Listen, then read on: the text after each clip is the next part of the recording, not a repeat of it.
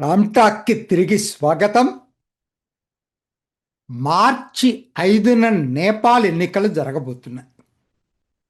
September 2025లో జంజీ తిరుగుబాటు జరిగి KP Sharma ఓలీ Nepal communist party ప్రభుత్వాన్ని కూలదోశారు. ఓ పెద్ద ఆందోళన. మరి ఇప్పుడు ఈ ఎన్నికలు ఎలా ఉండబోతున్నాయి? జంజీ ప్రభావం ఉండబోతుందా? దానికి ముందుగా అసలు ఒక్కటి క్లారిఫికేషన్ ఇవ్వాల్సి ఉంటుంది. జంజీ తిరుగుబాటు జరిగిన బెంగాల్లో లాగా అక్కడ ఒక రకంగా అది వేరే పద్ధతిలో వచ్చింది. ఇక్కడ జంజీ తిరుగుబాటు జరిగిన సంస్కరణలు లేని పాత రాజ్యాంగం ప్రకారమే ఎన్నికలు జరుగుతున్నాయి. ఫస్ట్ ఇది తెలుసుకోవాలి. ప్రయత్నం చేశారు కానీ టైం సరిపోలేదు. ఎందుకంటే రెండిట్లో ఏదో ఒకటి చూజ్ చేసుకోవాలా. ఇంకో కొద్ది నెలలు పోస్ట్పోన్ చేయాలా ఎన్నికలు, లేకపోతే పాత రాజ్యాంగం ప్రకారం ఎన్నికలు పెట్టాలనుకుంటే ఎక్స్ జడ్జి ఆవిడ సుశీల చివరికి ఎన్నికలు పెట్టడానికే నిర్ణయించుకున్నారు. అవన్నీ కొత్త ప్రభుత్వాలు చూసుకుంటాయని చెప్పి. అసలు ఏంటి ఈ రాజ్యాంగం? ఇవాళ పాత రాజ్యాంగం ప్రకారం ఎన్నికలు ఎలా ఉంటాయి, స్వరూపం ఏంటి అనేది చూసుకుంటే స్థూలంగా 3 అంచెల విధానం. స్వరూపం ఏంటి? ఫెడరల్ గవర్నమెంట్, ప్రొవిన్షియల్ గవర్నమెంట్, 7 ప్రావిన్సెస్గా డివైడ్ చేశారు. తర్వాత స్థానిక సంస్థలు, ఒక 753 స్థానిక సంస్థలు. ఇది దాని స్వరూపం. సరే, ఇప్పుడు మనం ఫెడరల్ వరకు మాట్లాడుకుందాం. అన్నీ మాట్లాడుకోవడం కుదరదు. ఫెడరల్కి వచ్చేటప్పటికి 275 స్థానాలు ఉన్నాయి. మనం లోక్సభ అనుకునే పద్ధతుల్లో అక్కడ house of representatives, lower house, దిగువ సభకి. అయితే గమ్మత్తు ఏంటి తెలుసా? ఇది మొత్తం ఒక పద్ధతిలో జరగవు.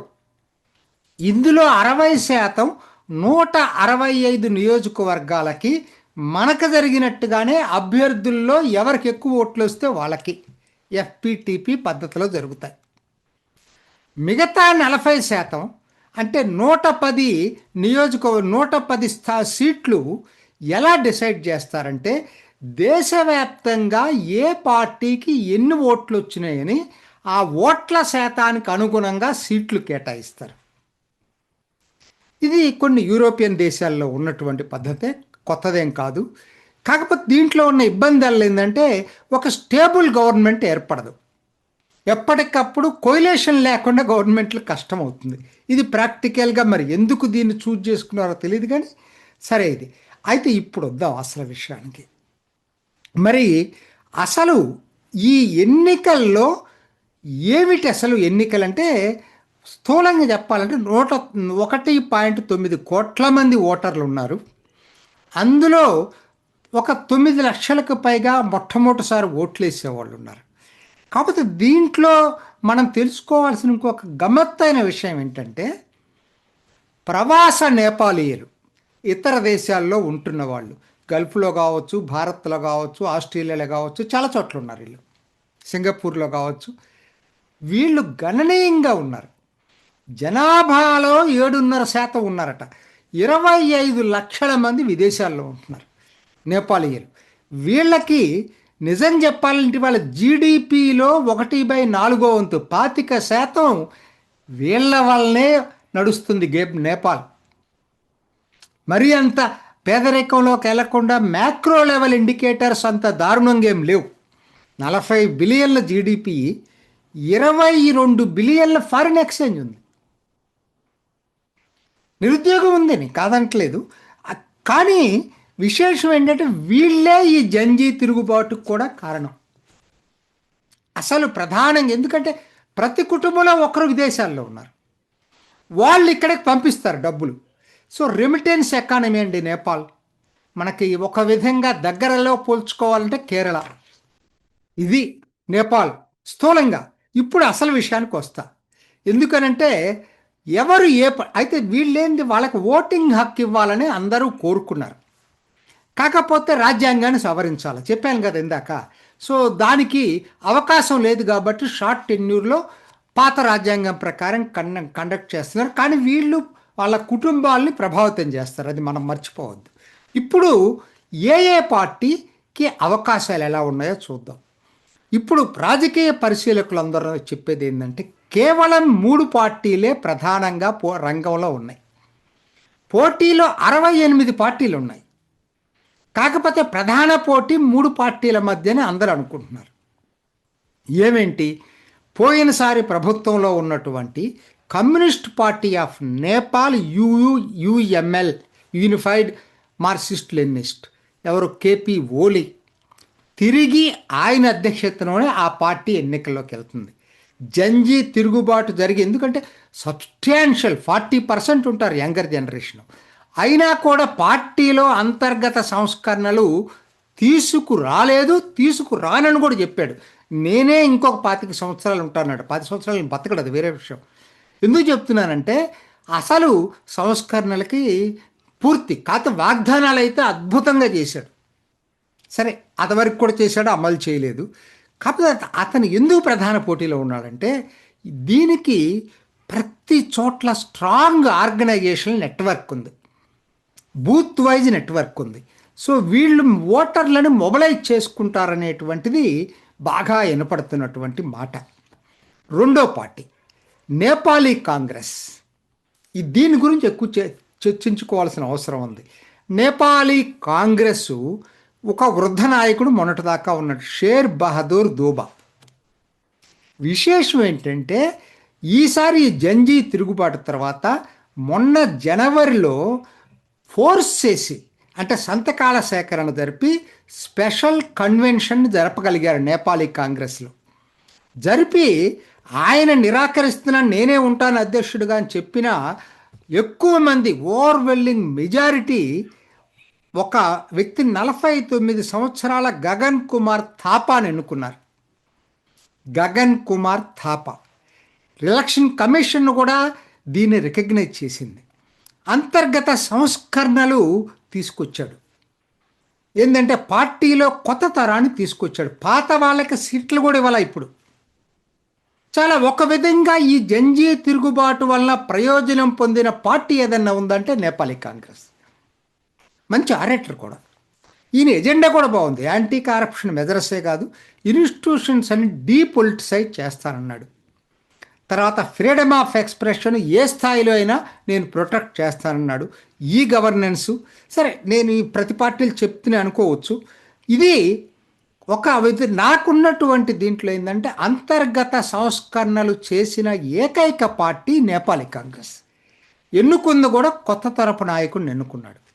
ఇక మూడో పార్టీ రాష్ట్రీయ స్వతంత్ర పార్టీ ఆర్ఎస్పి 2022లో స్థాపించటమే కాకుండా ఒక్కసారిగా పోయిన ఎన్నికల్లో దాదాపు 10% ఓట్లు సంపాదించుకోగలిగింది. అది దాని నాయకుడు ఎవరంటే రబీ లమీ చానా. కానీ చాలా వివాదాస్పదుడు, ఎందుకంటే ఇతని మీద చాలా క్రిమినల్ కేసెస్ ఉన్నాయి. చాలా ముఖ్యంగా కోఆపరేటివ్ స్కామ్, డబ్బులు తినేశాడనేటువంటి స్కామ్ ఉంది. ఈయన అనర్హుడుగా కోర్టులు ప్రకటించిన ఎన్నికల్లో పోటీ చేయడానికి లేదు. అందుకని ఏం చేశాడు ఈయన? ప్రధానమంత్రి అభ్యర్థిగా ఖాట్మండ్ మేయర్గా ఉన్నటువంటి బాలేంద్ర షాని ప్రకటించాడు. ఎవరి Balendra Shah? Balen and popular rapper ఈయన. ఆ విధంగా సోషల్ మీడియాలో ప్రముఖంగా దీంట్లో ఉన్నాడు. ఆ దీంట్లోనే ఎలక్టెడ్ ఖాట్మండ్ మేయర్గా. ఈయన ర్యాపర్. వీళ్ళు కొద్దిగా ఎలైట్ దీని కిందనే ఉంటారు వీళ్ళు. సరే, జంజీయ సపోర్ట్ వీళ్ళకుంది. ఈవెన్ ప్రవాస నేపాలీయుల సపోర్ట్ కూడా వీళ్ళకుంది. కాకపోతే దీని మీద ఉన్న ఆరోపణలు ఏంటంటే, ఒకటి నాయకుడు వివాదాస్పదుడే కాదు, అసలు అంతర్గత ప్రజాస్వామ్యం లేదు. ఆయన ఏం చెప్తే అది, ఆయన నియంతృత్వ పోకట్లు చాలా ఎక్కువగా ఉన్నాయని చెప్తున్నారు. అయినా జంజీ సపోర్ట్ వీళ్ళకు ఉందని చెప్తున్నారు. సో ఈ 3 ప్రధానంగా ఉన్నటువంటి పార్టీలండి. ఇంకా ఉన్నాయి మీకు తెలిసిన పాపులర్ ప్లేయర్ ప్రచండ, పుష్పక్ కుమార్ దహాల్. ఈయన అదివరకు మావోయిస్టు పార్టీ ఉండేది కదా, ఇప్పుడు 2-3 పార్టీలు కలిపి నేపాలీ కమ్యూనిస్టు పార్టీ పేరుతోటి పోటీ చేస్తున్నాడు. కానీ అంత ట్రాక్షన్ లేదని వింటున్నాను. అట్లానే రాజరిక ప్రో మోనార్క్ పోటీ, రాచరికం కావాలని కోరుకునే రాష్ట్రీయ ప్రజాతంత్ర పార్టీ ఒకటి ఉంది, అది పోటీలో ఉంది. ఇది కాక భారత్ తెరాయి అంటే హిమాలయాల దిగువ నుండే మైదాన ప్రాంతంలో ఉన్నటువంటి మదేశీ పార్టీలు, అంటే వీళ్ళందరూ భారతీయ ఆరిజిన్ ఉన్న పార్టీస్ అనమాట. ఇవన్నీ ఉన్న ప్రధానంగా నేను చెప్పిన 3 పార్టీల్లోనూ ఉంటుంది. ఫలితం ఎలా ఉంటుంది అనేది ఈ 3 పార్టీలకు వచ్చేటువంటి సీట్ల మీద ఆధారపడుతుంది.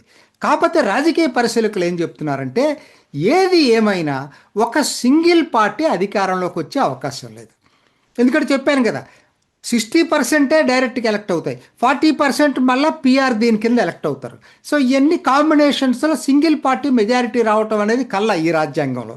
సో మరి మళ్ళా ఇన్స్టెబిలిటీ వస్తుందా? ఎవరు అధికారంలోకి వస్తారు, ఎవరికి ఓటైపోతున్నారు, మనం వేచి చూడాల్సిందే. అయితే చివరగా నేను ఒక్క మాట చెప్తాను. మరి ఈ పార్టీలు భారత్ విషయంలో ఎలా ఉన్నాయి, ఇది చాలా మనకు ముఖ్యం. భారత్ విషయంలో ఎలా ఉన్నాయని చూసినప్పుడు మొదటి communist party of Nepal K P Oli party పచ్చి భారత్ వ్యతిరేకి, ఆయన చైనా అనుకూల మనిషి, అందరికీ తెలిసిందే అది. తర్వాత ఆర్ఎస్పి కూడా ఈ జంజీ తిరుగుబాటుని, దీంట్లో అసలు భారత్ ఆధిపత్యం ఉండకూడదనే క్యాంపెయిన్ తీసుకున్న పార్టీ. అంటే 2 పార్టీలు స్పష్టంగా భారత్కు వ్యతిరేకంగా ఉన్నాయి. కాకపోతే డైరెక్ట్గా చెప్పకపోయినా ఆచరణలో అదే. నేపాలీ కాంగ్రెస్ మేము అందరితోటూ సమఉజ్జీగా ఉంటామని చెప్తున్నారు. బ్యాలెన్స్ బ్రిడ్జ్ పార్టీగా పనిచేస్తాము, అటు భారత్కి చైనాకి ఏ ఒక్క వైపు మొగ్గమని చెప్తున్నారు. ఇది ఇప్పుడు అంటే ఉన్న పార్టీల్లో నేపాలీ కాంగ్రెస్ బెటర్గా కనపడుతుంది మిగతా రెండింటితో పోలిస్తే. భారత్కి అనుకూలంగా అట్లీస్ట్ భారత ప్రయోజనాలు దీంట్లో చూసుకున్నప్పుడు బంగ్లాదేశ్లో ఎట్లయితే జమాత్ కన్నా కూడా బిఎన్పి బెటర్ అనుకున్నారో, ఇక్కడ సిపిఎన్ ఆర్ఎస్పి కన్నా కూడా నేపాలీ కాంగ్రెస్ బెటర్ అనేది భారతీయుల అంచనా. మార్చి 5 కోసం ఎదురు చూద్దాం. ఇది ఈనాటి రామ్ టాక్. ఇంకొక ఎపిసోడ్లో మళ్ళీ కలుసుకుందాం. నమస్తే. చూసారు కదండి, మరి ఈ వీడియో కనుక మీకు నచ్చినట్లయితే ఒక లైక్ కొట్టేసి మీ అభిప్రాయాన్ని కూడా కామెంట్ బాక్స్లో తెలియజేస్తూ ఇలాంటి ఇంట్రెస్టింగ్ అప్డేట్స్ కోసం మా ఛానల్ని సబ్స్క్రైబ్ చేసుకోండి.